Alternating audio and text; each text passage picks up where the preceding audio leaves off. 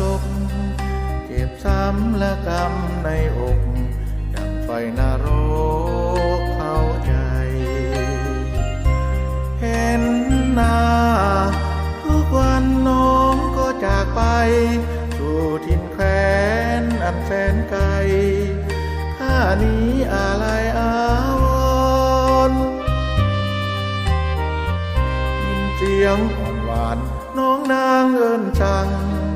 ว่าน้องขอลาไกลห่างข้าจุดอ้างว้างเพียอ่อนน้องจงโชคดีเถิดนะงามงอนจากไปแล้วอย่าลืมข้าก่อนจงสังวรว่าข้าห่วงใยโปรดคิดเมตตาข้านี้น้อยหนึ่งจงมองใจข้าให้ซึ้งว่าหลงข้าหนึ่งเพียงใดคิดอยากบอกว่าฮักก็เกรงใจเก็บความฮักซ่อนเอาไว้ด้วยข้าอายทิ้งเสียงสั่งลาน้องข้าก็ห่างสู่ท้องนาภาแสนกว้างข้าแลมองข้างน้อยใจก้มหน้าน้ำตาก็ลิ้นตกในหมดทางแล้วที่ข้าจะได้เปิดหัวใจว่าหาแก้วตา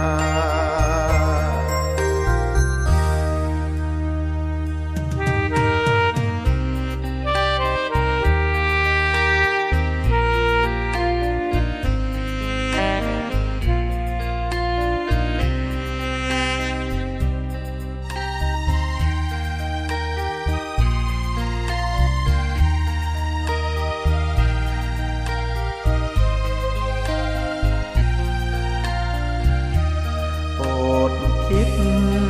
เมตตาข้านี้น้อยหนึ่งจงมองใจข้าให้ซึ้งว่าหลงข้าหนึ่งเพียงใดคิดอยากบอกว่าฮักก็เกรงใจเก็บความฮักซ่อนเอาไว้ด้วยข้าอาย